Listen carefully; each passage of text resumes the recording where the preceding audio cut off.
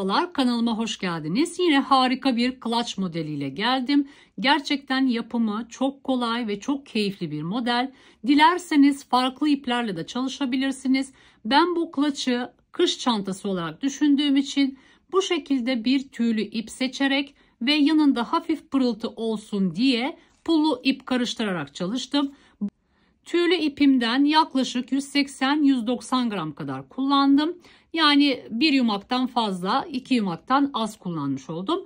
Pullu ipime gelecek olursak yaklaşık 2,5 yumak kadar kullandım. 130 gram kadar kullandım arkadaşlar. Öncelikle şunu söyleyeyim. Dikdörtgen bir taban üzerine kuracağız çantamızı. Tabanımızı 3 kat iple ördüm. Yani 2 kat tüylü ip ve 1 kat pullu ip kullanarak ördüm. Zaten video içerisinde taban gösterimi yaparken bundan bahsettim.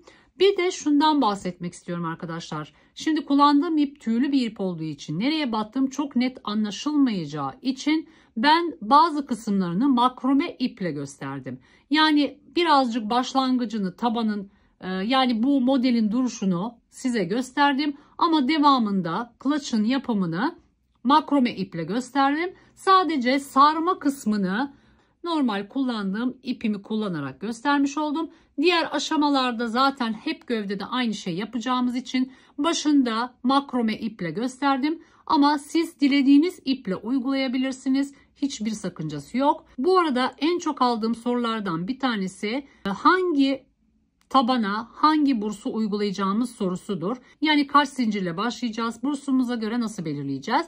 Bu konuya da biraz değindim. Gerçekten faydalı olacağını düşünüyorum. Yani ben burslarımı seçerken nasıl bir mantıkla tabanıma başlıyorum onun konusuna değindim. Tabii ki tam olarak size zincir sayısı veremem.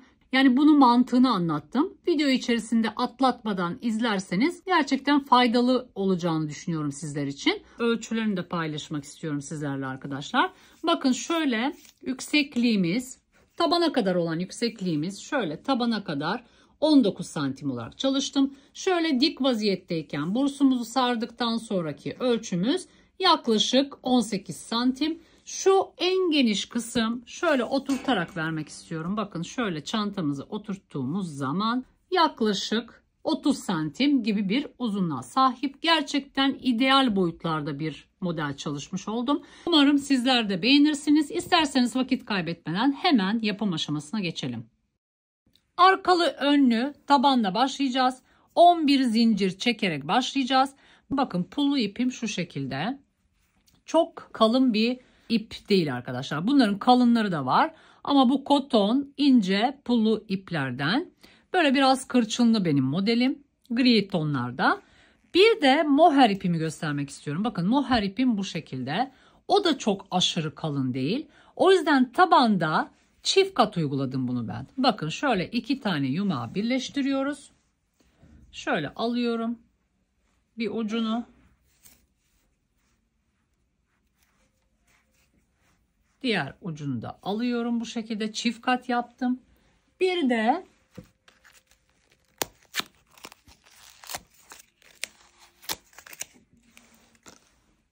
de pullu ipimin ucundan alıyorum. Bakın şöyle alıyorum. Böylece 3 kat iple çalışmış oldum. Şimdi şöyle başlangıcını buradan göstereyim. Devamında artık makrome iple devam ederiz. Bakın. Şimdi bu 3 kat ip için ben bakın 3,5 milim tığ kullandım. Şimdi tabanı 11 adet zincirle başlayacağız. Daha sonra arkalı önlü sık iğne öreceğiz. Yani 10 tane sık iğneden oluşuyor tabanımız. Kaç sıra öreceğiz? 38 sıra öreceğiz. Şimdi başını birazcık bu iple göstereyim. Biraz örümünü görün diye. Bakın şöyle bir kilit yapıyorum. Bakın şöyle bir kilit yapıyorum. Daha sonra 11 adet zincir çekiyorum. Normal klasik zincir çekiyorum. 1, 2, 3, 4, 5, 6, 7, 8, 9, 10, 11. 11 adet zincir çektim. Şimdi ne yapıyoruz? Şimdi hemen yanındaki zincirle devam ediyoruz. Yani burada normal klasik yöntem kullanacağım. Arkaya dönmeye gerek yok. Burada çok gerekli değil. Şimdi hemen dibine batıyorum. Ve bir tane sık iğne yapıyorum. Daha sonra yanındakine batıyorum. Sık iğnemi yapıyorum. Her bir zincir boşluğuna sık iğne yapıyoruz arkadaşlar.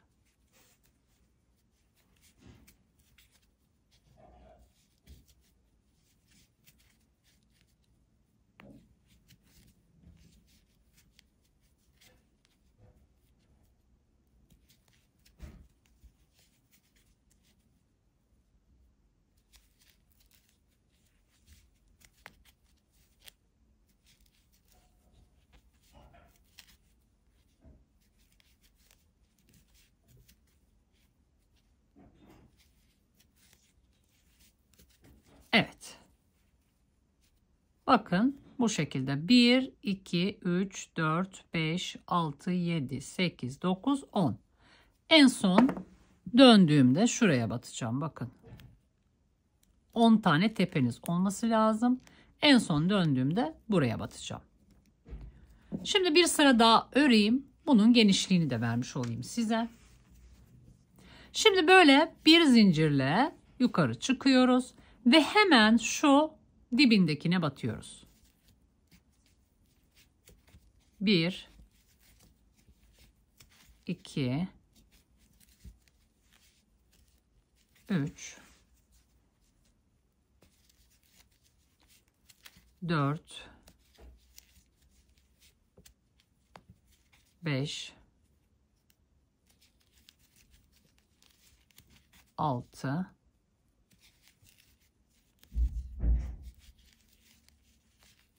7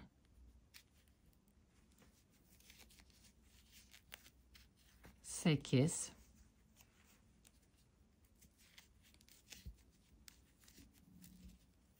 9 ve şurası 10. Bakın. Şunu çıkartalım. Şurası da 10. sık iğnem.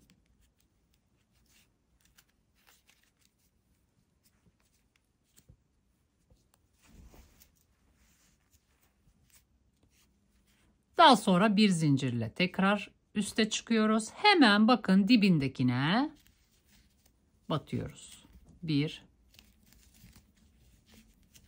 2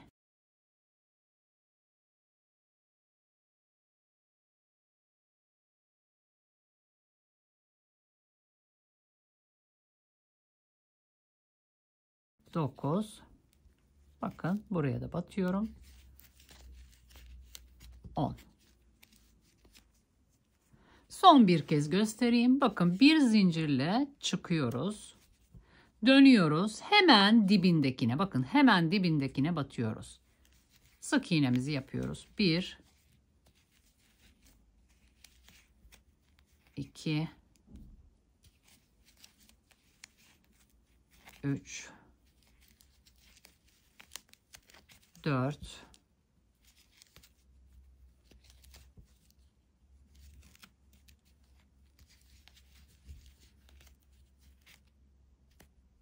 1 2 3 4 5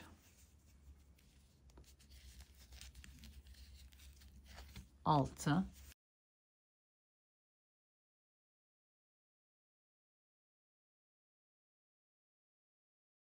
9 10. Evet, bu şekilde arkadaşlar 11 adet zincirle başladım. 2 kat mohair ip ve 1 kat pullu ip kullandım. 3,5 milim tığla. Şimdi toplam 38 sıra bu şekilde arkalı önlü sık iğne öreceğiz. Bunun ölçüsünü vereyim size arkadaşlar. Bakın böyle ölçtüğünüz zaman yaklaşık 6,5 santim genişlik. Bu ölçümüzde 25 santim olacak arkadaşlar. Şimdi ben bu şekilde arkalı önlü 38 sıramı tamamlayacağım ve daha sonra etrafına sık iğne döneceğiz. Evet, şimdi Bakın makrome iple yapacağım. Siz dilerseniz farklı iplerle de uygulayabilirsiniz arkadaşlar. Yani ben mohair iple pullu ipi karıştırdım. Siz dilerseniz farklı bir iple de yapabilirsiniz. Ama mohair iple çok şık bir kışlık çantası oldu. Mesela makrome iple de uygulayabilirsiniz. Bakın şimdi makrome ip üzerinden ben göstereceğim.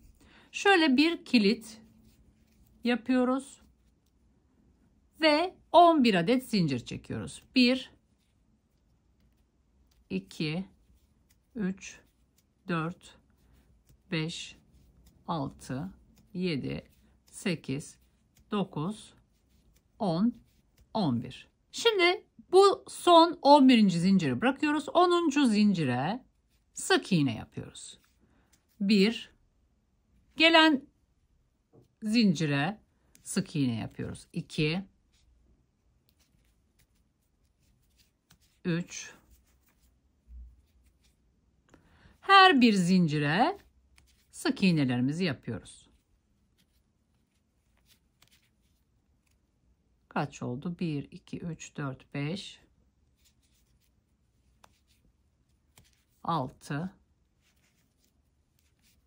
7, 8, 9 ve 10.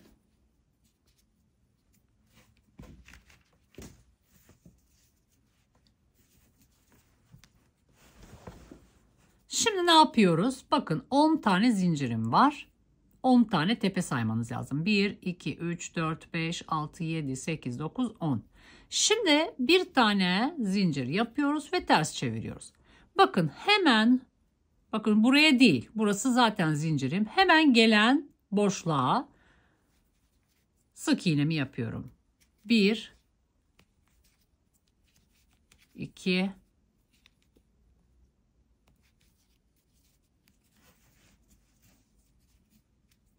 3,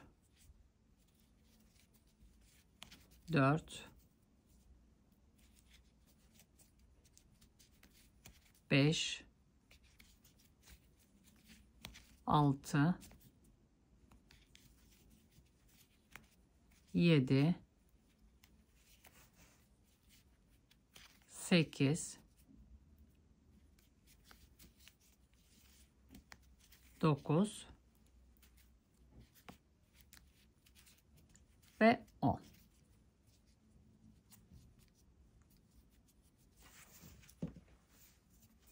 Şimdi bir kez daha gösteriyorum. Bir zincirle çıkıyoruz ve hemen dibindeki sık iğne boşluğuna batıyorum. Sık iğne yapıyoruz. 1, 2,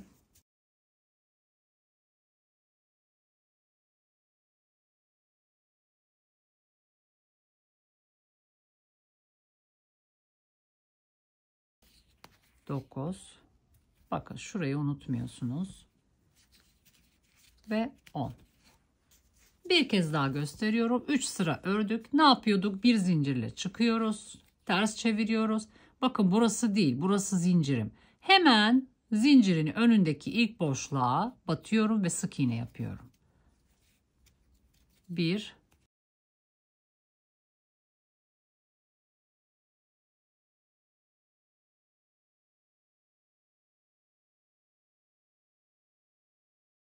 9 ve 10. Kaç sıra ördük? 1, 2, 3, 4. Şimdi bu şekilde toplam 38 sıra çıkacağız ve daha sonra şu etrafına sık iğne döneceğiz. Evet, 38 sıramı tamamladım. Bu şekilde sayacaksınız. Toplam 38 sıra arkalı önlü sık iğne öreceğiz ve orada keseceğiz arkadaşlar. Şimdi ben daha önce dediğim gibi makrome ip üzerinden göstereceğim. Çalıştığım çantanın sayılarıyla çalışacağım. Daha net görebilmeniz açısından.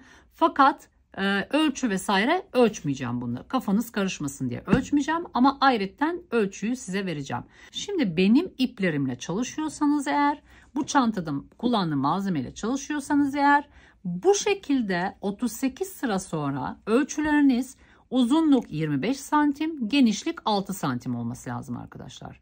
Öncelikle onu söylemiş olayım. Tabii ki etrafına sık iğne döneceğiz ve bir nebze ölçümüz değişecek. Etrafına sık iğne döndükten sonra ölçümüz birer santim artacak. Uzunluğumuz 26 santim, genişliğimiz de 7 santime ulaşmış olacak. Öncelikle bu bilgiyi paylaşmış olayım.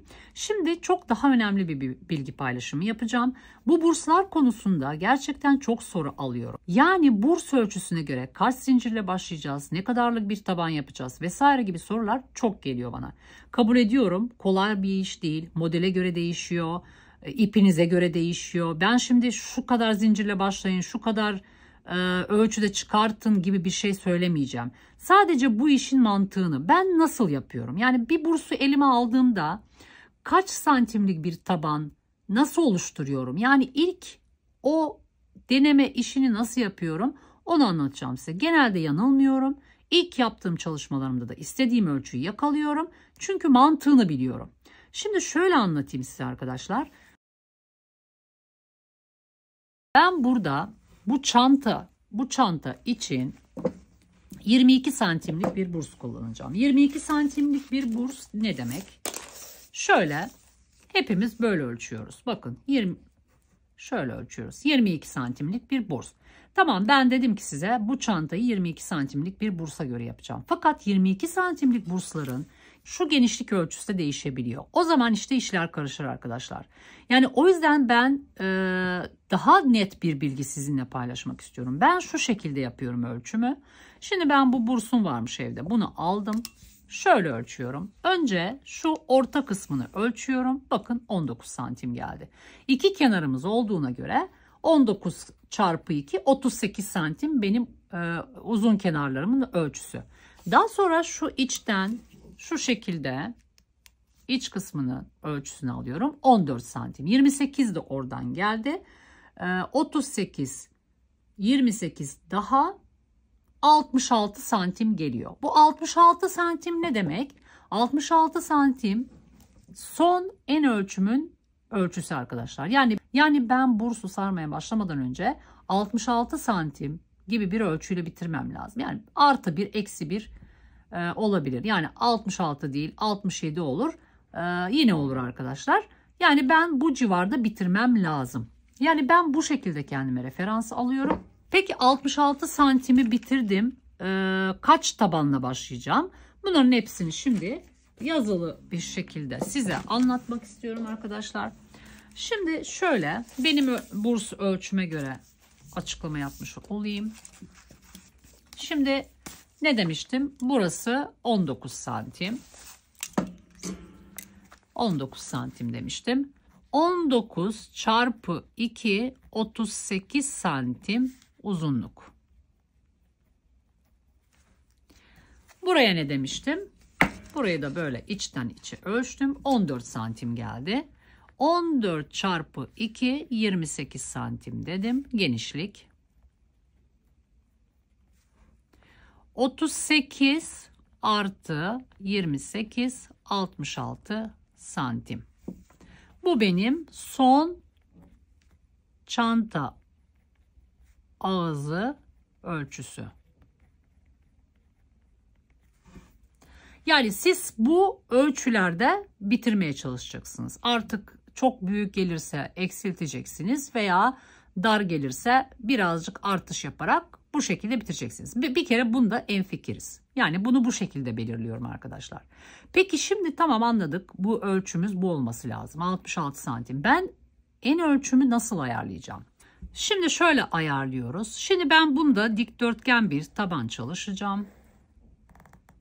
Ben şimdi genelde genişlik ölçülerimi 7-8 santim gibi yapıyorum. Yani bunun içinde 7 santim olarak belirledim. Çok geniş tabanlı klaşları ben sevmiyorum. Çok tombul duruyor. O yüzden genelde yapmamaya çalışıyorum. Kısa kenarlarımı 7 santim yapacağımı farz ediyorum. Ve öyle yaptım zaten. 7 santim bıraktım. Şimdi 7 artı 7 14 santim. 66'dan 14'ü çıkarttığımız zaman 52 ediyor. 52'nin yarısı da 26 ediyor arkadaşlar. Bakın 26 santim ediyor. Demek ki son taban ölçüm benim 26 çarpı 7 santim olması lazım. Yani etrafına sık iğne döndükten sonra bitmiş hali 26 çarpı 7 santim olması lazım. Şimdi bu örnek için konuşuyorum. Şimdi etrafına sık iğne döndüğümüz zaman 1 santim uzunluktan ve genişlikten fark atar. Dolayısıyla ben etrafına sık iğne dönmeden önce benim tabanım 25 çarpı 7 santim olması lazım. Yani şimdi bu örneği düşünecek olursak bu şekildeki bir tabanı 25 çarpı 7 santime getirmek çok kolay. Yani 1-2 denemeyle oturtursunuz. Zincir çekersiniz. Eğer çok gelirse biraz eksiltirsiniz. Bu şekilde yani etrafına sık iğne dönmeden benim tabanım 6 olacak burası. 25 çarpı 6 santim olması lazım. Etrafında da sık iğne dönersem 26 çarpı 7 santime ulaşmış olacağım. Bu şekilde hesaplanılıyor. Peki diyelim ki oval taban yapacağım. Hadi bunda çok kolay yani belirlememiz. Dedik ki etrafına sık iğne dönünce 1 santim fark atacak. 1 santim düşerek o şekilde oluşturacağız. Peki oval taban yaparsak asıl zorluk orada başlıyor. Diyelim ki oval taban yapacağız.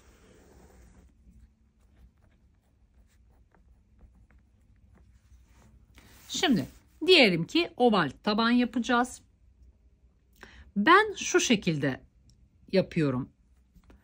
26 çarpı 7 santimlik bir oval taban yapacağız. Şimdi bunu ne yapıyoruz? İlk önce 26 eksi 7 yani uzun kenardan kısa kenarı çıkartıyoruz. 26 eksi 7 19 santim. Öncelikle bunu belirliyoruz. Şimdi ben genelde 8 sıra yapıyorum oval tabanlarımı. 8 sıra yaptığım zaman oval tabanımı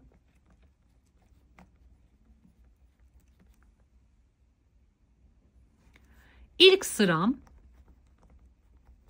19 santim olacak. Yani uzun kenardan kısa kenarı çıkarttığımızda şu bulduğumuz ölçü bizim ilk sıra döndükten sonraki ölçümüz. Yani o üçlü köşeleri de döndükten sonra birinci sıramızı bitirmiş oluyoruz. 19 santim olması lazım. Şimdi 8 sıra yapacağıma göre ben geriye 7 sıram kaldı. O diğer 7 sırada her sırada 1 santim fark atar. 7 sırada ne kadar atar? 7 sırada artı 7 santimlik bir ölçü ilavesi olur. Dolayısıyla ilk sıram 19 santim olduğuna göre 7 santimde diğer sıralardan geleceğine göre benim uzunluk ölçüm 26 santime zaten ulaşmış olacak. Peki genişlik nasıl olacak? O da her sıra 1 santim olduğuna göre 8 sıra 8 santimlik bir genişliğe ulaşmış olacak. Yani bu ölçüye yakın ulaşmış oluyoruz arkadaşlar. Yani bu ipe göre şeye göre biraz değişkenlik gösterse de genel olarak kağıt iplerden konuşacak olursak bu anlattığım şey gerçekten tutuyor arkadaşlar. Yani körü körüne yapmaktansa bu verdiğim tüyoları uygularsanız gerçekten çok işinize yarayacaktır. Yani umarım anlatabilmişimdir. Yani bu konuda bana gerçekten çok soru geliyor. Yani ben bu şekilde hareket ediyorum. Dediğim gibi bu şekilde arkalı yönlü sık iğnelerde istediğimiz ölçüyü yakalamamız çok kolay. İlk önce 1 santim eksik çıkartacağız. Yani çıkartmak istediğimiz ölçüden 1 santim eksik çıkartacağız. Çünkü etrafına sık iğne döndükten sonra 1 santim artmış olacak ölçümüz. Burada ben yani şimdi burada ölçmeyeceğim bunu. Çünkü bunun ölçüsü farklı. Fakat şu iple çalıştığım zaman sık iğne öncesi benim ölçüm 25 uzunluk ve 6 santim genişlikte arkadaşlar. Daha sonra sık iğne döndükten sonra 26 çarpı 7 santime ulaşmış oldum. Yani fıstıklarıma başlamadan önce benim bitmiş hazır tabanım 26 santim uzunluk, 7 santim genişlik arkadaşlar. Yani bunu bu şekilde açıklamış olayım. Şimdi artık etrafına sık iğne dönmeyi göstereyim. Şimdi 38. sıranın sonuna geldim. Bakın bu benim son batmış olduğum ilmeğim. Şu durumdayım. Şimdi bakın şuraya, şu son ilmeğin olduğu noktaya 2 tane daha sık iğne yapacağım. Bu birincisi bu kenar için, ikincisi köşe için, bir tane daha yapacağım şuradaki kenar için. Bir tane sık iğnem var. Aynı boşluğa batıyorum. İkinci sık iğnemi yapıyorum. Buraya orta noktası olduğu için bir tane belirleyici takıyorum. Şimdi aynı boşluğa tekrar üçüncü sık iğnemi yapıyorum. Bakın dönüşü bu şekilde yapmış olduk. 1, 2, 3 tane sık iğnem var. Bir tanesi zaten vardı. Sıranın sonundan gelmişti. Şimdi devam ediyoruz. Uzun kenarla. Bakın en son buraya battım. Hemen şuradaki boşlukla devam ediyorum. Her bir sıranın karşısına sık iğne yapıyorum. Bakın buraya yaptım. Şimdi buraya yapacağım. Şimdi şuraya yapacağım.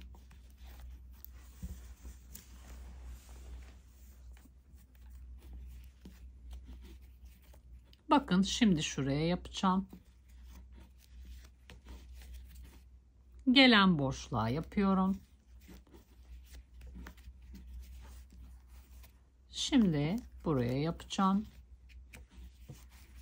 Yani her bir sıranın karşısına gelen boşluğa sık iğneye dolaşıyoruz.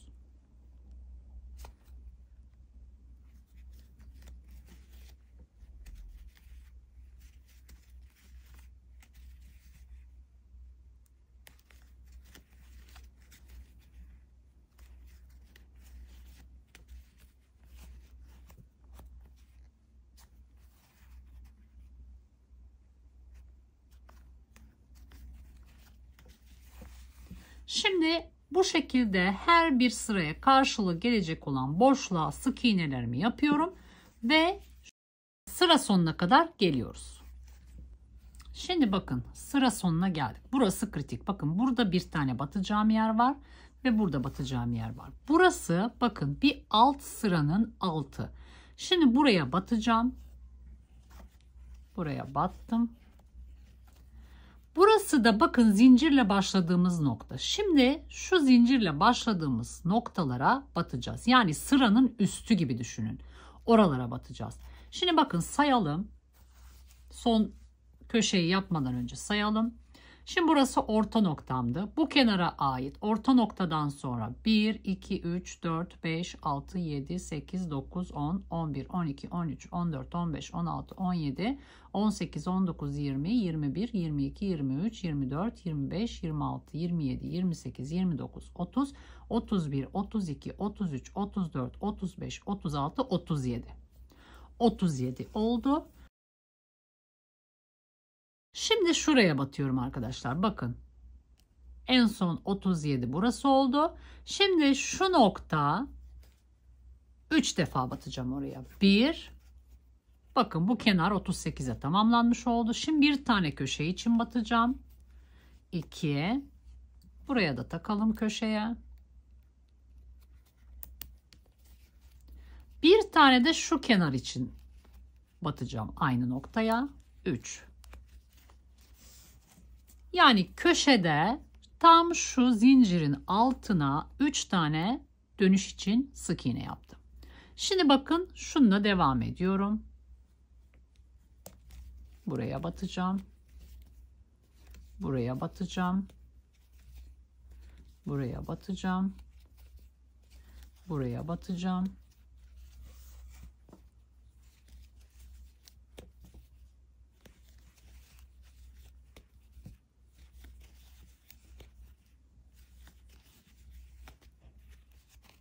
Şimdi kaç tane olmuş sayalım. Burası köşemde. 1, 2, 3, 4, 5, 6, 7, 8, 9. Şimdi köşedeyim bakın. Tam şu köşedeyim. Buraya 3 tane batacağım. Birincisi bu tarafa gelecek. Ona tamamlanmış olacak. Köşeye battım. Birinci sık iğnemi yaptım. Bu kenara ait. Şimdi köşe dönüşü için yapıyorum. İkinci sık iğnemi yaptım. Buraya da takalım. Şimdi aynı noktaya bu uzun kenar için yapacağım. 3. Üçüncüsünü de yaptım. Şimdi burayı doldurmaya başlıyoruz. Bunu da içine alalım. Bakın burayı yaptım. Şimdi şuradaki boşluğa yapacağım. Daha sonra gelene yapacağım. Daha sonra gelen sıranın boşluğunu yapacağım ve bu şekilde devam edeceğim.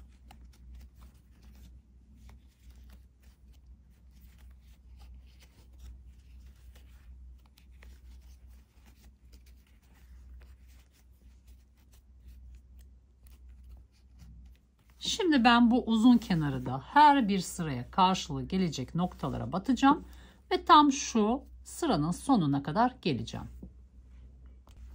Şimdi bakın, şu köşeden başlamıştık arkadaşlar. Ne yaptık? Şurayı döndük. Bu köşelere üçledik. Şu uzun kenarı yaptım. Şimdi burayı gösteriyorum. En son bu sırayı yaptım. Şimdi tam bu sık iğnenin, bakın burada bir sık iğne var. Tam şu köşede üçlüyü yapacağım. Sayalım. Bakın, onu yaptıktan sonra bir tanesi buraya gelecek. Bakın burada şimdi orta noktam. 1, 2, 3, 4, 5, 6, 7, 8, 9, 10, 11, 12, 13, 14, 15, 16, 17, 18, 19, 20, 21, 22, 23, 24, 25, 26, 27, 28, 29, 30, 31, 32, 33, 34, 35, 36, 37. Bakın, bu son sıradan önceki sıraya yaptım. Şimdi tam şu noktaya 3 yapıyorum. Birincisini yaptım. Bu birincisi bu kenara. 38'e tamamlamış oldum. Tekrar aynı noktaya batıyorum. Köşe için yapıyorum. Şimdi aynı noktaya bu kenar için yapacağım. Ben bu kenarı da döneceğim arkadaşlar. Bazen bu kenarı dönmüyorlar ama ben dönüyorum.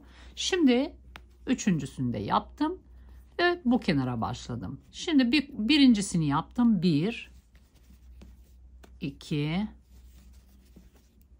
3, 4, 5, 6, 7, 8, bakın 8, 9. Şimdi 9'u da yaptım. Şimdi bir tane kaydırmayla, bakın burası köşem benim. Görebiliyor musunuz? Burası ilk başladığım köşemde. İlk köşem. Burada bir tane ilmeğim var. Şu noktaya, şu köşenin olduğu noktaya birleştirme yapacağım. Şimdi burada bakın. Burası köşem. 1, 2, 3, 4, 5, 6, 7, 8, 9 var. Şu ilmeği atlayacağım. Şu köşeye bağlantımı yapacağım. Neden atlıyorum? Çünkü buraya bağlantı yaparken 10. ilmeğimi yapmış olacağım zaten. O yüzden atlıyorum. Şimdi ipimi kopartıyorum.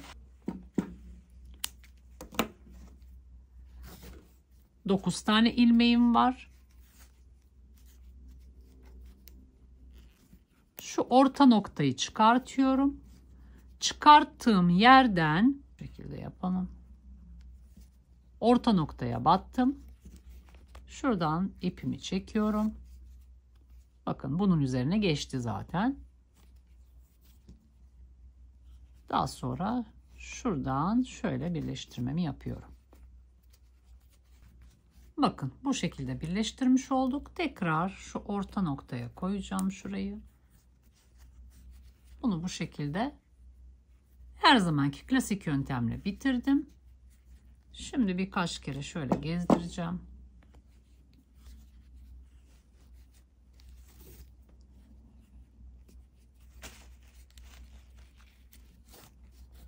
Ve şuraya sabitleyeceğim arkadaşlar. Sabitleyip keseceğim.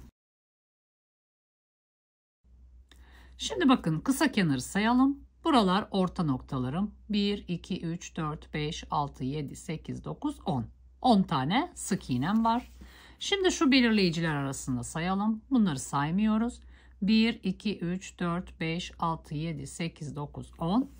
Şimdi şu kenarları sayalım. Bakın şu belirleyiciden bu belirleyiciye kadar 1, 2, 3, 4, 5, 6, 7, 8, 9, 10, 11, 12, 13, 14, 15, 16, 17, 18, 19, 20, 21, 22, 23, 24, 25, 26, 27, 28, 29, 30, 31, 32, 33, 34, 35, 36, 37, 38.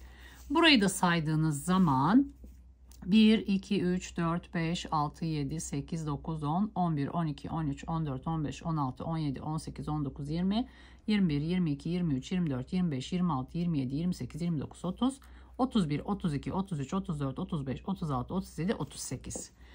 38 burada, 38 burada, 10 burada, 10 burada. Bir de 4 tane köşeyi saydığımız zaman benim tabanım toplam 100 adet sık iğne ile bitmiş olacak. Bir tane fıstık için 2 tane sık iğneye ihtiyacım var. Dolayısıyla ilk sıra örneğimi kurmaya başladığım zaman benim toplam 50 adet fıstığım olacak. Şöyle anlatayım arkadaşlar. Bitirdikten sonra ilk sıra fıstıklarımıza başlayacağız. Bu ilk sıradaki fıstık sayımız 50 adet olacak. Daha sonra hiç artış yapmadan sürekli 50 fıstıkla örmeye devam edeceğiz. Arada ölçülerimizi paylaşacağız. Şimdi bakın, geçmeden önce örneğe ben şöyle bir kez daha ölçü vereyim. Bakın şöyle.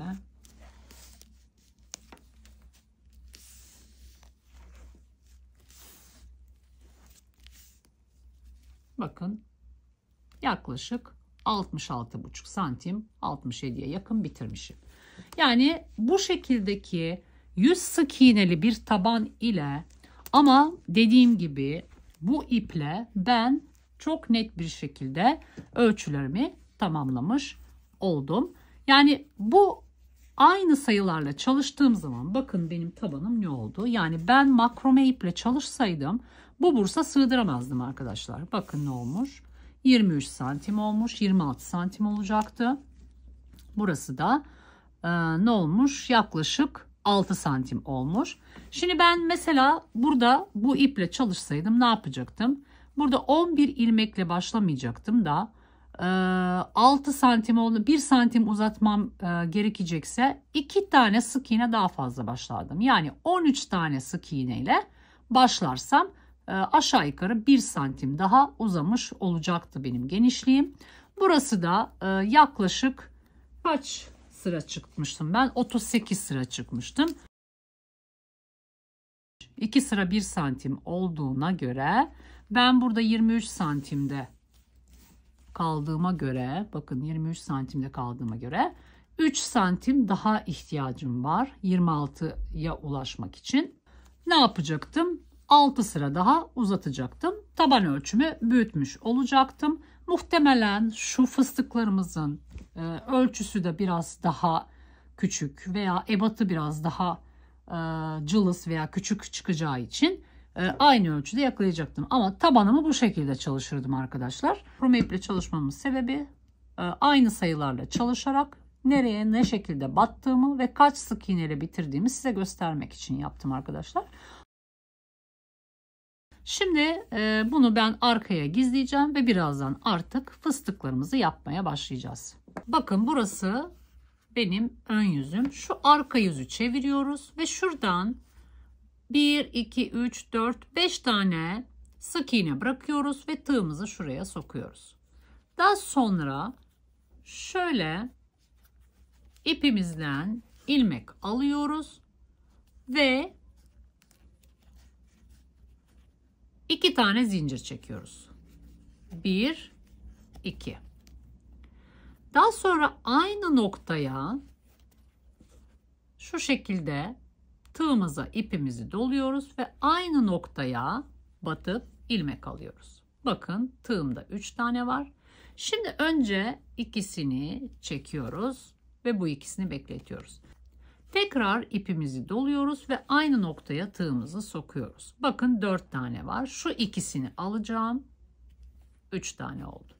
Tekrar ipimizi doluyoruz ve aynı noktaya batıyoruz ve yine ikisini çekiyoruz. Bakın 4 tane oldu. Şimdi tekrar bir kez daha doluyoruz ve bu şekilde tığımızı sokup ilmek alıyoruz ve şu ikisinden geçiyoruz.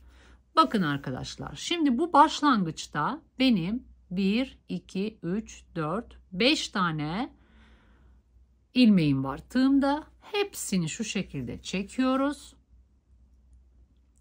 Ve şu gelen, bakın ben şuraya batmıştım. Şu gelen sık iğneye birazcık saklı kalıyor arkadaşlar. Ona dikkat edin kaçırmamaya.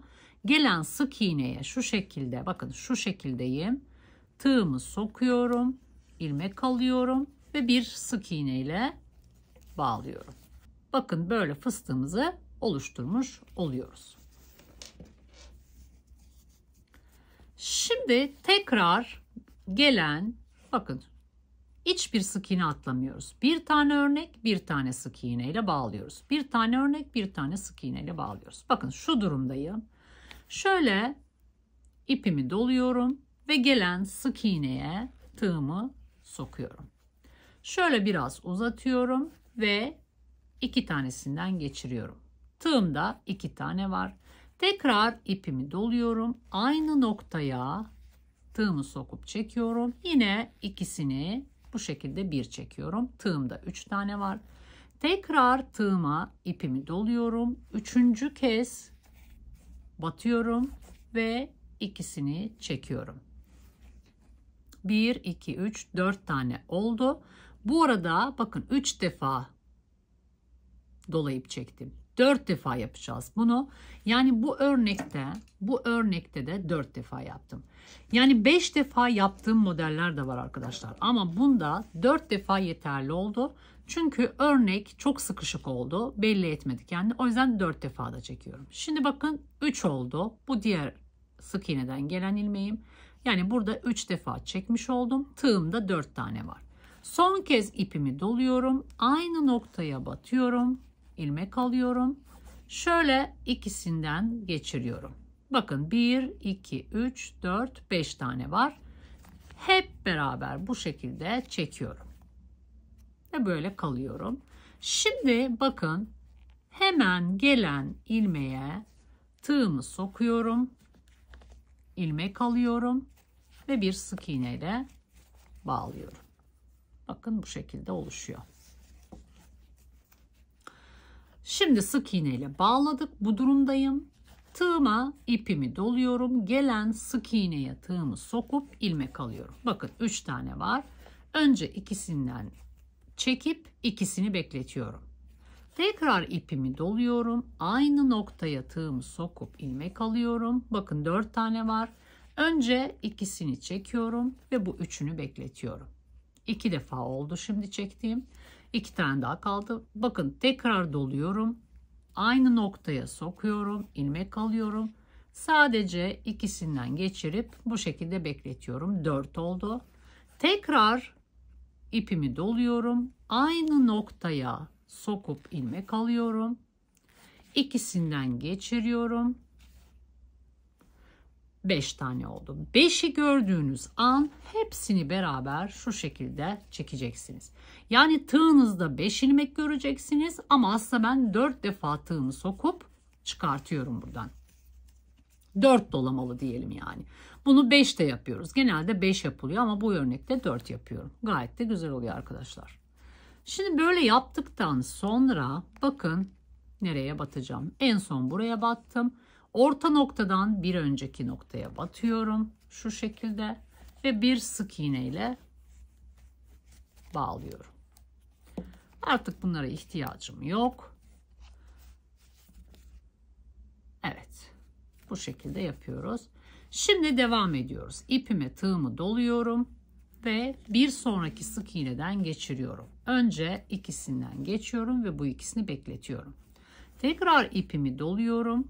Aynı noktaya batıyorum. İlmek alıyorum ve şu ikisinden geçiriyorum. 3 oldu. Tekrar ipimi doluyorum. Aynı noktaya batıyorum.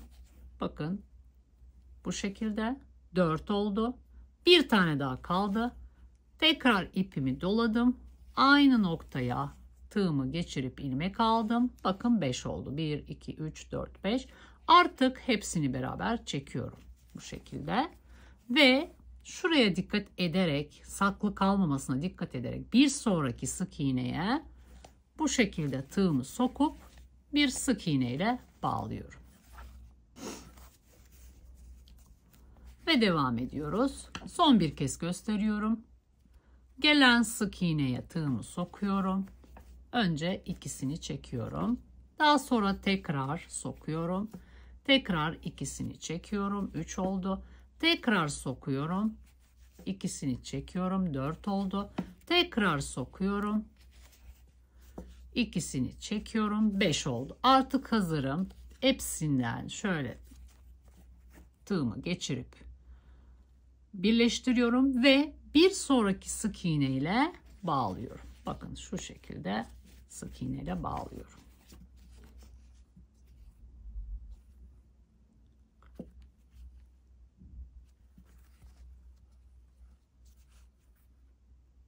Evet, ben şimdi aynı şekilde devam edeceğim arkadaşlar. Hiçbir sık iğne atlamadan.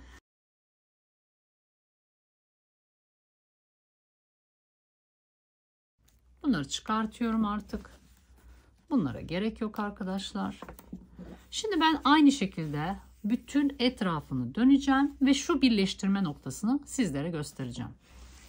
Evet, fıstıklarımı tamamladım. Şimdi bakın 49. fıstığımı da yaptım. Şimdi burada bakın 2 tane sık iğnem kaldı. Yani 2 tane boşluğum kaldı.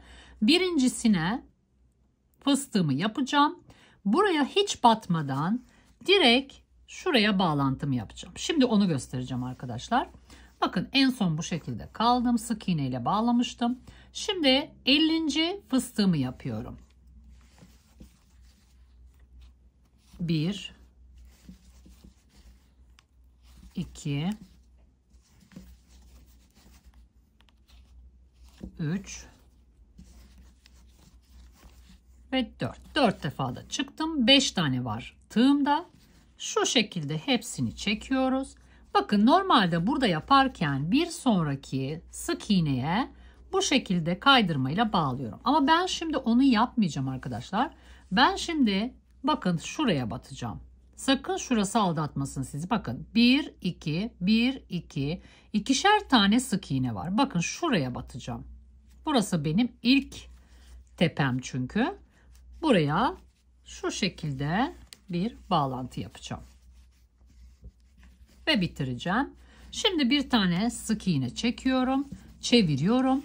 Bir sıra fıstık yapıyoruz. Bir sıra sık iğne yapıyoruz. Sık iğnemizi ön yüzümüzden yapıyoruz. Bakın şimdi şöyle göstereyim. Zincirin burası, hemen şu dönüş yaptığım noktaya bir tane sık iğne yapıyorum. Bakın yanında bir tane daha var. Oraya da batıyorum. İkinci sık iğnemi yaptım. Böylece bakın 2 tane sık iğnem var fıstığımın üzerinde. Dönüp geldiğim zaman zaten hazır. 2 tane sık iğneye ihtiyacım vardı. Bu şekilde devam edeceğim. Bakın şimdi burada hemen şuradaki noktaya batıyorum. Sık iğnemi yapıyorum. Hemen şuradaki noktaya batıyorum. Sık iğnemi yapıyorum. Gelen fıstığın tepesine batıyorum. Bir sağına bir bakın soluna batıyorum. Ve hep sık iğne yapıyorum. Hiç artış yapmıyorum arkadaşlar. Sık iğne ile etrafını dönüyoruz.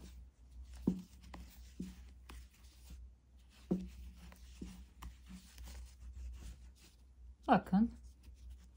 Şöyle göstereyim. Bakın buna ait 2 tane, buna ait 2 tane, buna ait 2 tane, buna ait 2 tane.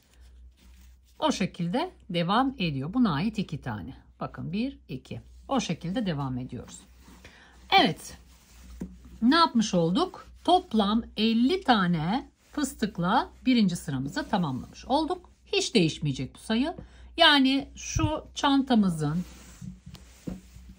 biraz da çanta üzerinden konuşalım. Şu çantamızın bütün sıralarında 50 fıstık var arkadaşlar. Hiç artış yapmıyoruz. Yani ilk sıradan itibaren 50 ile örneğimizi kuruyoruz ve devam ediyoruz örmeye. Bakın görüntümüz bu şekilde oluyor. Burada da 4 defa da çıktım. Bakın çantamız bu şekilde. Gayet güzel olacak. İnşallah sarınca da güzel olacak. O aşamaya gelene kadar birazcık makrame üzerinde ne yaptığımızı görelim. Ben şimdi bu bir sıra sık iğnemi dönüp geliyorum. Bakın burası benim başlangıcım. Şimdi beraber yapalım.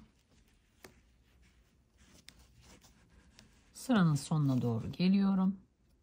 Bakın şimdi son fıstığımdayım. Bir buraya bir buraya batmam gerekiyor normalde. Ben şu şekilde yapacağım.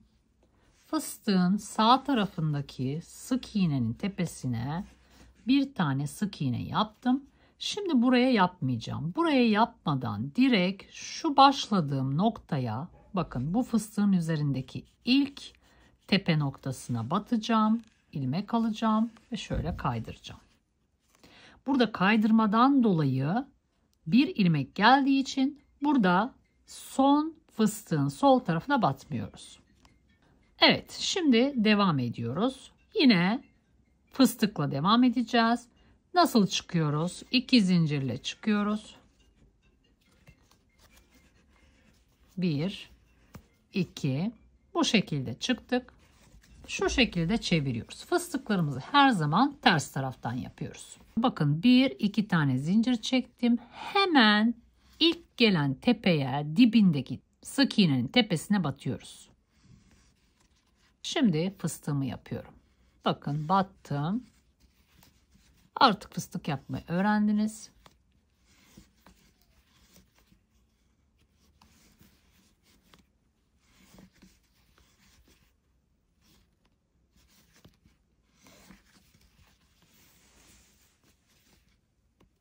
Bakın 5 tane oldu. Şimdi hepsini bir çekiyorum. Şöyle kontrol ediyorum.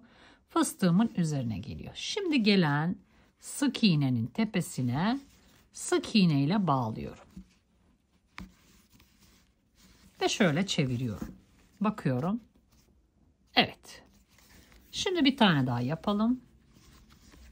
Gelen hemen sık iğnenin tepesine fıstığımı yapıyorum.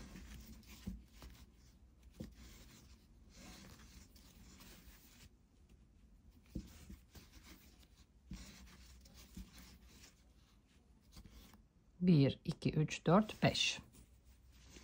Hepsini beraber topluyorum. Ve şu gelen sık iğnenin tepesine batarak sık iğne ile bağlıyorum. Şöyle çeviriyoruz. Bakın üst üste geliyor. Bu şekilde sürekli üst üste gelmesi lazım fıstıklarımız. Şimdi bir tane daha yapalım. Gelen sık iğnenin tepesine fıstığımı yapıyorum. 2, 3, 4. 4 defa da çıkıyorum. Tığımda 5 var. Hemen hepsini topluyorum. Ve gelen sık iğnenin tepesine şu şekilde bağlıyorum. Bakın hiç kayma yok. Yani 2-3 tane yaptıkça şöyle dönün bakın, kayma olmasın. Çünkü burada bir önceki sırada sık iğneyi eğer kaçırdıysanız sürekli kaymanız yapabilir. Kaçırdıysanız önemli değil. Tekrar aynı noktaya batıp o şekilde bağlayın. Bir şekilde orada ayarlayın, ilerlemeyin. Çünkü eğer bunu yapmazsanız toplarınız şu aralara denk gelir. Hoş olmaz. Örneğimiz o şekilde değil. Örneğimiz bakın fıstıklar üst üste geliyor sürekli.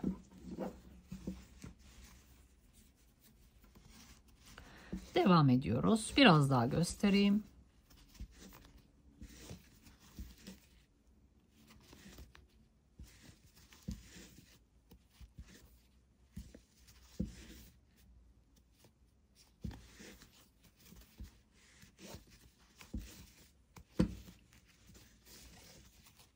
Bakın gayet muntazam ilerliyor.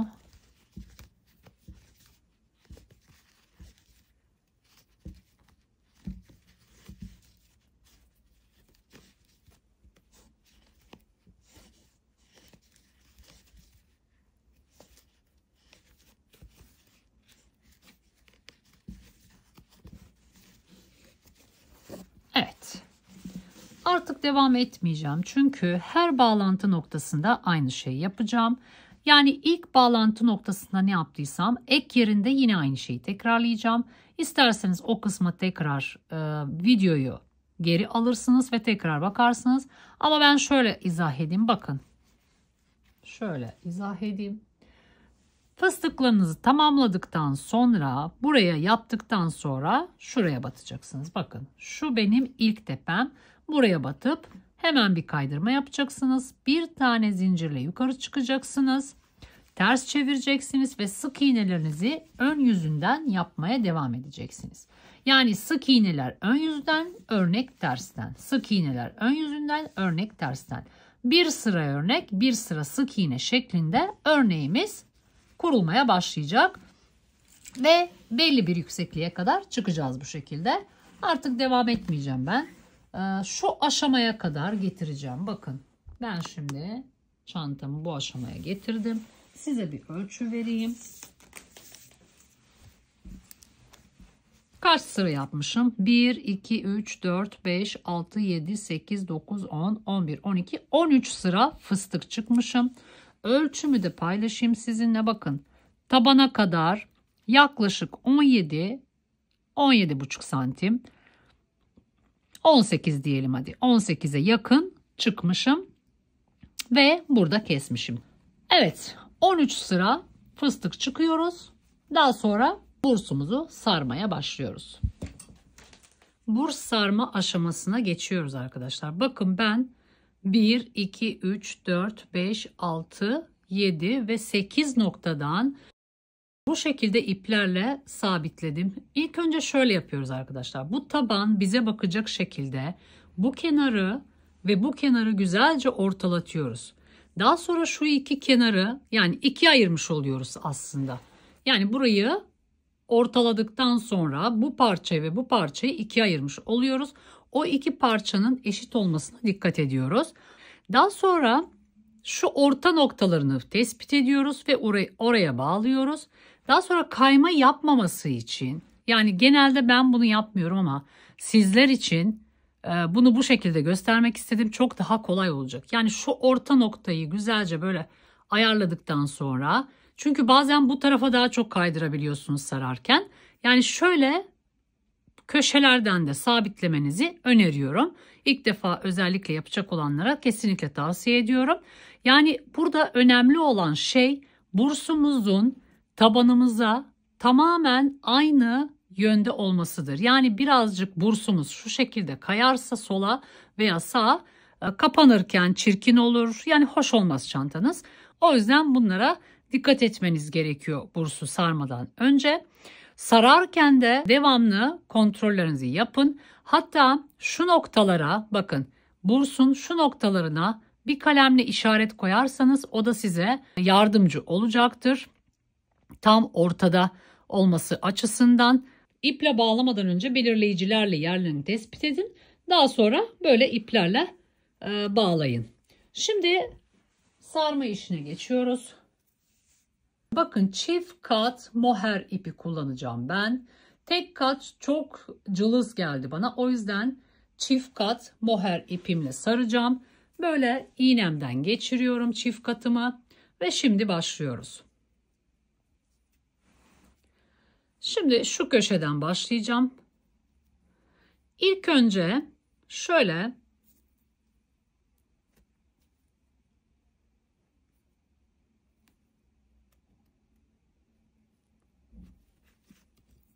buradan iğnemi geçireceğim.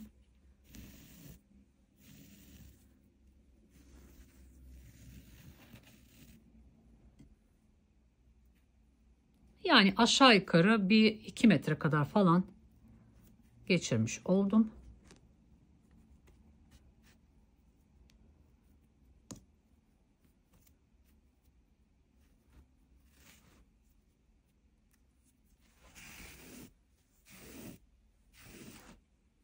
Bakalım nasıl olacak arkadaşlar. Moher iple ben de ilk defa çalışıyorum.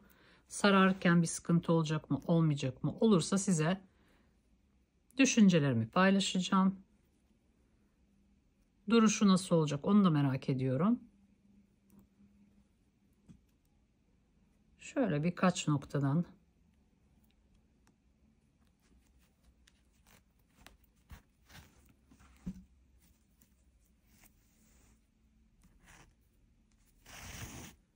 gezdireceğiz.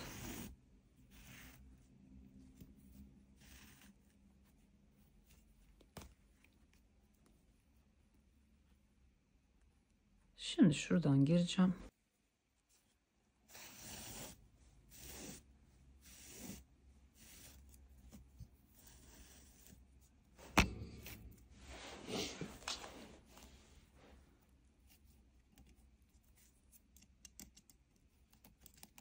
Onu sadece çözüyorum. Daha yerini oynatmıyorum arkadaşlar. Şimdi başlıyoruz. Şimdi şuradan giriyorum.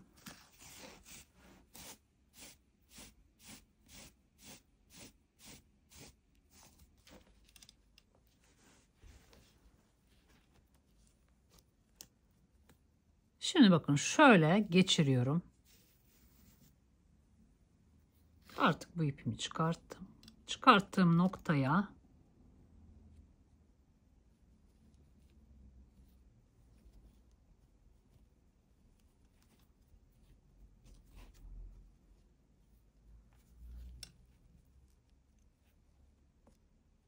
şöyle sık iğnelerden geçiriyorum arkadaşlar. Tepelerden geçiriyorum. En son oluşan sık iğnenin tepelerinden geçiriyorum.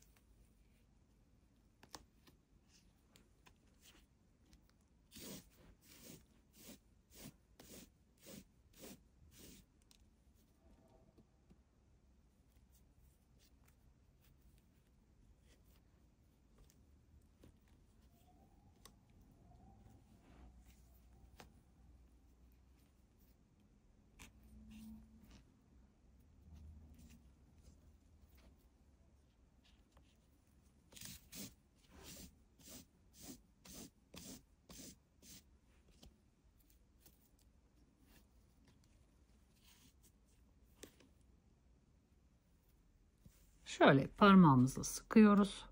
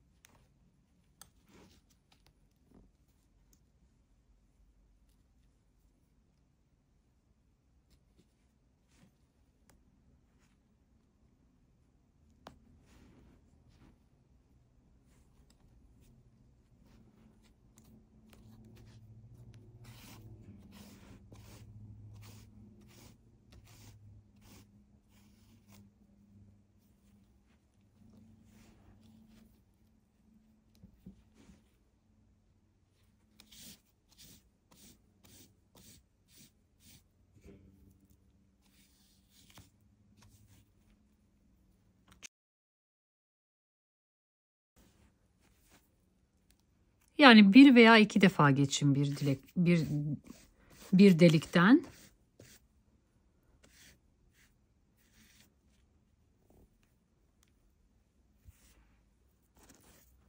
Şimdi bir kez daha geçeceğim.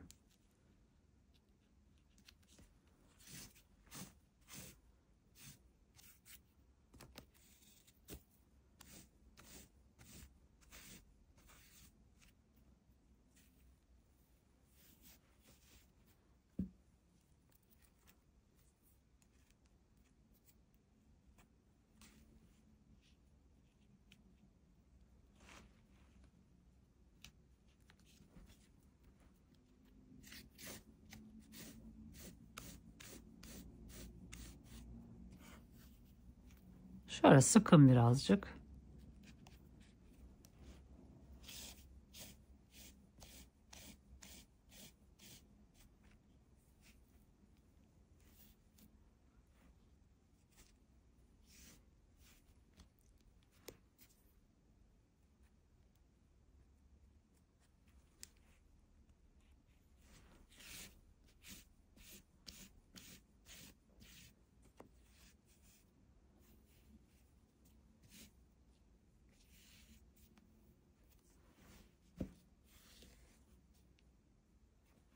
Şimdi diğerine geçiyorum.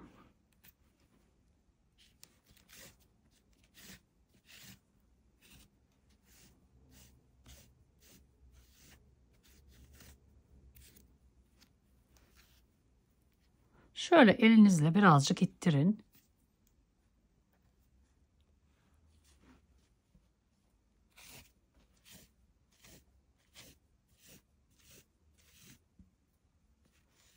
Hiç aralık kalmayacak şekilde, fakat çok aşırı üst üste gelmeyecek şekilde yapıyoruz.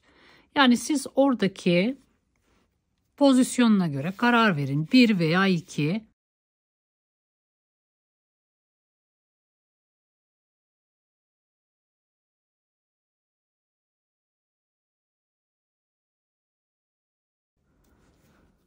Şimdi şuraya geldik. Şuradan geçireceğim.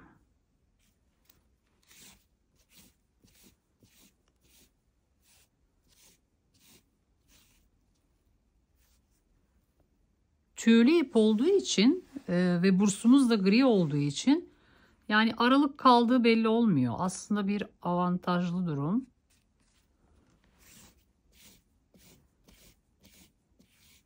Mesela koyu renklerde burs kullanırken çok dikkatli sarmanız lazım. Aralık olmaması lazım. Çünkü bursun rengi sırıtabiliyor.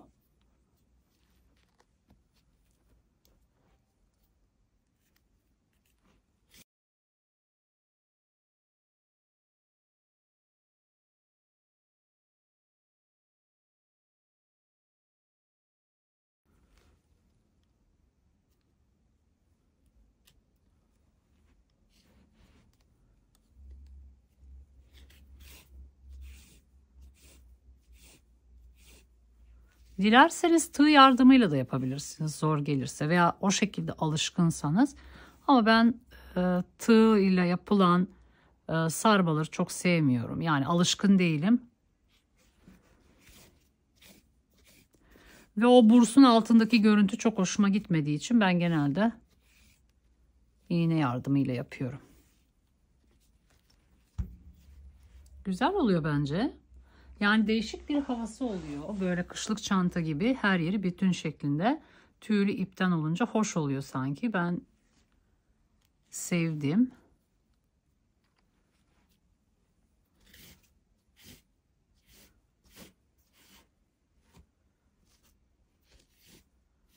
Kamera önünde birazcık zorlanıyorum arkadaşlar. Aslında bu kadar zor değil.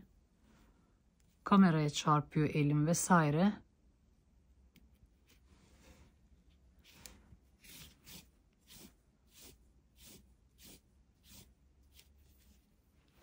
Şimdi şu köşeyi geçiyorum.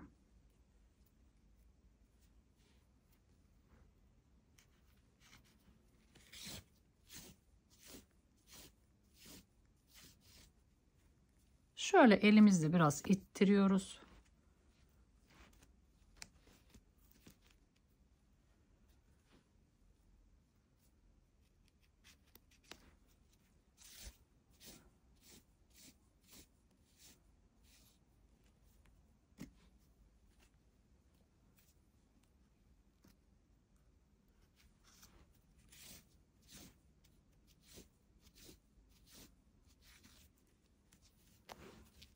Evet, bakın. Şimdi ben bu köşeyi geçeceğim. Çok vakit almasın, video uzamasın. Şu ortayı geçeceğim. Şöyle şu uca kadar geleceğim arkadaşlar. Bu uçta nasıl geçiş yaptığımızı ve nerelere tam olarak sardığımızı göstereceğim. Ama buraları artık siz kendiniz ilerleyebilirsiniz. Şu noktada tekrar buluşalım. Şimdi bursun yarısını sardım. Şu kısmı göstereceğim. Fakat şimdi önemli bir şey söylemek istiyorum. Daha bursun yarısını sardıktan sonra şöyle yamuk olup olmadığını anlarsınız. Eğer yamuksa yani burayı mecburen tekrar söküp birazcık kaydırmanız lazım. Bazen ortalatmış gibi gözükseniz de yani belirleyicilerle ve bu iplerle tam tamına ortalamış olsanız bile yine kayma yapar arkadaşlar. Ortalatmayla çok ilgisi yok bu işin. Tabii ki ilk önce güzel ortalamanız lazım. Yani eşit bir şekilde bu kenarı, bu kenarı, bu kenarı, bu kenarı ortada olması lazım. Ama sararken de kaydırabilirsiniz. Bunu unutmayın. Bir önceki clutch videomda bu tarz yorumlar ve sorular aldım. Sizinki gibi düzgün olmuyor, kayma oluyor diye sorular aldım. O yüzden bunun üzerine biraz durmak istedim açıkçası. Evet, kabul ediyorum, kolay değil. Sarma işi bir yetenek işi bence. Çok basitmiş gibi dursa da çok düzgün sarmanız lazım. Şimdi kayma neden yapabilir? Şimdi bunu önlemenin en iyi yollarından biri çok fazla aynı noktaya geçmeyin arkadaşlar. Bakın bu ipim avantajlı bir ip. Yani ince bir ip değil. Mesela örneğin bir şu kağıt iple sarsaydım belki 3 defa aynı noktadan geçmem gerekebilirdir bursu sarmam için, ama bu çok avantajlı bir ip. Ben genelde bir tanesine 1, diğerine 2, 1, 2, 1 gibi sardım. Yani şunu yediremezseniz, gövdeyi yediremezseniz bursa ne olacak? Bu defa kaymaya başlayacak. O yüzden büyük ihtimalle kaymalarınızın sebebi çok fazla aynı noktadan geçiyorsunuz. Bu defa ne oluyor? Burs yavaş yavaş kaymaya başlıyor. Bakın bu şekilde deneyin arkadaşlar. Ortaladıktan sonra çok sık geçmezseniz bu gövdenin deliklerinden, yani 1, 2, 1, 2, hele 3 olunca daha fazla kayar arkadaşlar. Tamam, bazen 3 olarak geçmemiz gereken noktalar olabilir ama serpiştireceksiniz. Birinde 3 geçtiyseniz diğerinde 2, 1 gibi. Yani ipinize göre hareket edeceksiniz. Yani başka türlü bir şey söyleyemiyorum arkadaşlar. Biraz da el alışkanlığı işi. Ama dediğim noktaya dikkat ederseniz kaymanız olmayacak. Bursunuz tabanınızla aynı böyle düzgün bir şekilde olacak. Bakın benimki şu an çok güzel ilerliyor. Orta noktam burası. Orta noktam burası. Hiçbir kayma yok. Daha bu aşamada zaten anlaşılıyor. Buraya oturtursanız bir tarafını, diğer tarafında zaten artık kayması mümkün değil. Çünkü burası oturmuş olacak artık. İlk kaymayı İlk yarısında anlıyoruz arkadaşlar. Yani ilk kaymayı orada fark ederseniz sökün. Çünkü mümkün değil onu düzeltmeniz. Yani tekrar ikinci yarısını yapmaktansa ilk yarıyı sökün diye size bu şekilde tavsiyede bulunmuş olayım. Burası önemli bir noktaydı. Şimdi devam edelim. Burayı beraber geçelim istiyorum. Ben bu şekilde yaptım. Bakın hiç açıklık yok. Güzel olacak sanki arkadaşlar. Değişik bir kışlık çantası olacak. Devam edelim.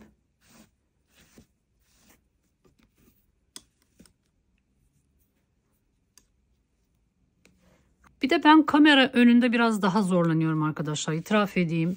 Tam böyle rahat çalışılmıyor. Bakın şimdi mesela diğerine geçiyorum.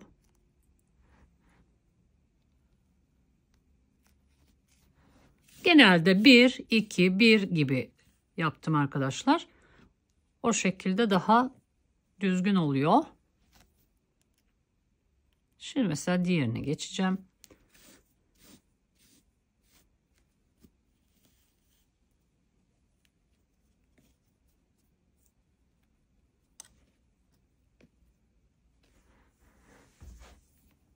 Tekrar aynı noktadan geçiyorum. Şimdi diğerine geçeceğim.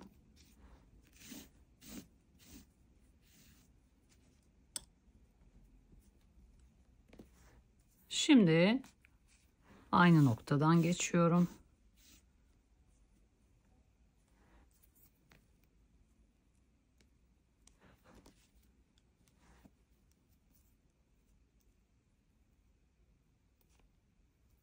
Şimdi diğer noktaya geçtim arkadaşlar. Yani kalın olduğu için çok güzel sarıyor. Tekrar aynı noktadan geçiyorum bir kez daha.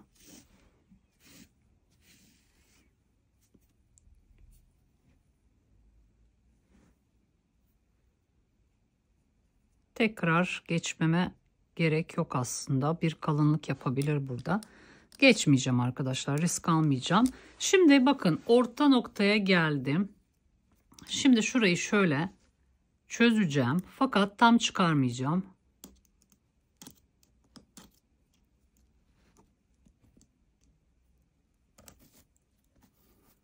Şimdi burası kalsın böyle ipin olduğu yer.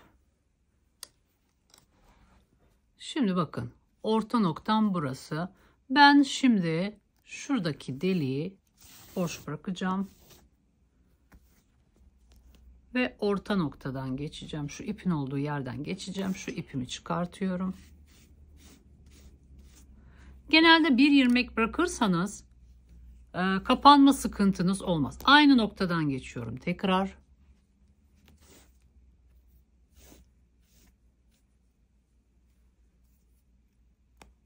Yine aynı noktadan geçeceğim. Şurası güzel kapansın diye. Şimdi artık yanındakinden geçiyorum. Tekrar yanından geçtim.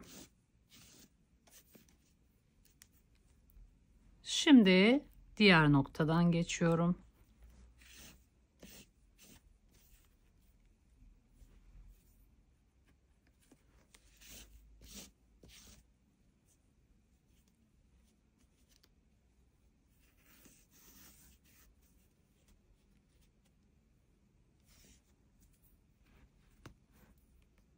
Diğer noktaya geçtim.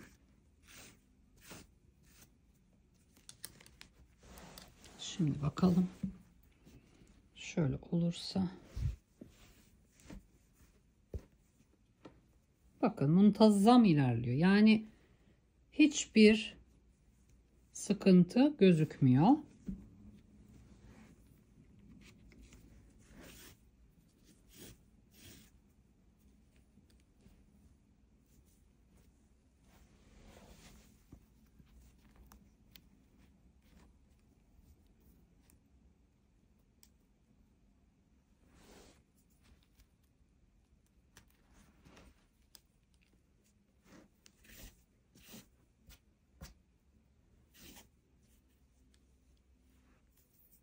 Bir kez daha geçeceğim.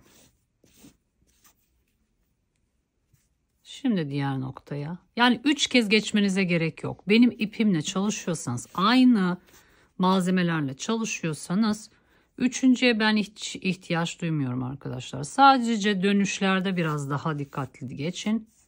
Onun dışında ipimiz zaten kalın. Çok güzel kapatıyor bursumuzu. Kağıt iplerde biraz tabi bazen 3 defa geçtim oluyor. Orada da genelde 2. 1 pek olmuyor arkadaşlar onda. Kapatmıyor çünkü. Ama bilmiyorum, ben ona bağlıyorum arkadaşlar. Yani sarma esnasında kaydırma oluyor. Siz belki de yani çok güzel eşit bir şekilde paylaştırıyorsunuz ama sarmada bir tarafta toplanıyor. Daha fazla toplandığı için bakın diğerine geçiyorum. Yani ben o şekilde olduğunu düşünüyorum.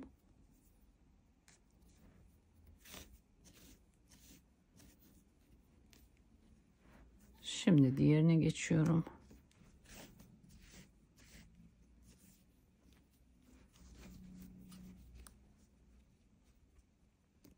Sürekli şöyle kontrol edin. Yani yaptıkça burada çantamızın gövdesinde fazlalık kalıyorsa demek ki buraya çok fazla sarmışsınız.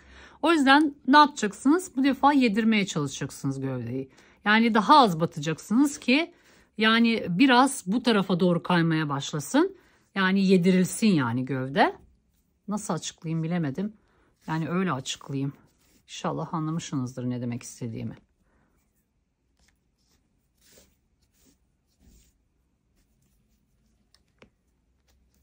Şimdi diğerine geçiyorum.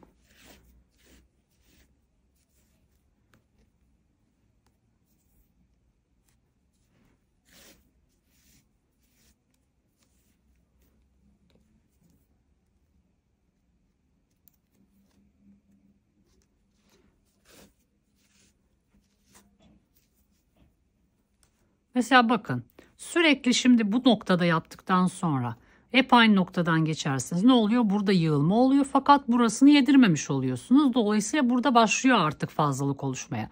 Ya da diyelim ki şöyle çok kaydırdınız. Bakın burada da başlıyor. O yüzden yani böyle bursla paralel şöyle gelecek şekilde hep paralel gitmek lazım. Yani bu ipimiz zaten kalın. O yüzden genelde paralel gidebiliyorum. Bakın tek tek geçeceğim şimdi buraları. Çünkü sanki başladı yapmaya gibi.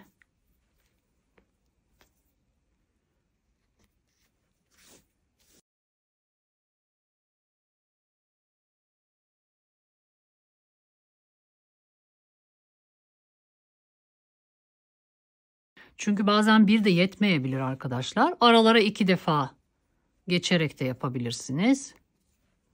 Öyle bir döngü de yapabilirsiniz kendinize. Şimdi bakalım. Burada oynama yapmaz artık ama fazlalık kalabilir burada. Evet, bu şekilde arkadaşlar. Yani artık buraları göstermeme gerek yok. Bu metali de tamamen sarıyoruz ve burada ipimizi kopartıyoruz. Ben şimdi sarma işini tamamlıyorum. Artık çantanın son halini sizlerle paylaşacağım. Evet arkadaşlar, sarma işini tamamladım. Şimdi hep beraber bursumuzu kapatacağız ve çantamızın genel görünümüne bakacağız. Daha önce bahsettiğim gibi en çok zorlanılan kısım çantanın yamuk duruşu arkadaşlar. Bursu sararken çantanın bu şekilde hafif yamulmasıdır. Bunu önlemek için şunu da yapabilirsiniz. Biliyorsunuz şundan bahsetmiştim. Aynı noktaya çok fazla battığınız zaman bu tarafı yediremediğiniz için hafif hafif kaymaya başladığını söylemiştim. Şöyle de yapabilirsiniz. Eğer elinizdeki ip ince ise ve bunu 3 kere geçmeniz gerekiyorsa 1 veya 2 defa boşa sarın. Yani sadece bursunuzu sarın. Daha sonra buraya bir kez daha geçin. Yani onu da yapabilirsiniz. Ben o şekilde denedim biraz önce. Yani aklıma bir anda geldi o fikir. Yani niye 3 defa geçiyoruz ki dedim. Boşa sarabiliriz bursumuzu, daha sonra o noktadan geçebiliriz diye düşündüm. Gerçekten oluyor. Siz de o şekilde yapabilirsiniz. Hem burada bir kalınlık olmaz. Hatta bundan sonra burslarımı öyle bile yapabilirim. Çünkü burada 3 defa geçtiğimiz zaman aynı noktadan yani ne oluyor? O delik genişliyor. Buradan da delik gözüküyor. Aslında bursu 1-2 defa boşa sarıp sonra buradan delikten monte edebiliriz arkadaşlar. Bu gayet işe yarayacağını düşünüyorum. Eğer öyle bir sıkıntınız varsa veya öyle bir sıkıntı yaşamak istemezseniz bence bu söylediğim yöntemleri deneyin derim. Evet, şimdi geldik bursumuzu kapatmaya. Şöyle düzeltiyoruz arkadaşlar. Evet, bakalım bursumuz kapanacak mı? Evet, bursum kapandı. Hiçbir açıklık yok. Bakın çok şık bir çanta oldu arkadaşlar. Eğer isterseniz tabanınızı biraz daha dar çalışarak şu burs mesafesini biraz daha yakın çalışabilirsiniz. Ama ben klaşlarımda bu şekildeki çıkıntıları seviyorum arkadaşlar. Yani 0'a 0 klaşları çok sevmiyorum. Yani yaptığım oluyor. O tarz klaşlar da yapıyorum ama genelde biraz mesafe bırakmaya çalışıyorum. Gerçekten yaptığım çalışmadan çok memnun kaldım. Umarım sizler de beğenmişsinizdir. Bir videomuzun daha sonuna geldik. Videomu kapatmadan önce sizlerden ricam, eğer kanalıma abone değilseniz abone olabilirsiniz. Videomu beğenebilirsiniz ve yorumlarda bulunabilirsiniz. Bu beni gerçekten mutlu edecektir ve katkı verecektir. Bir sonraki videolarda görüşmek üzere. Şimdilik hoşça kalın.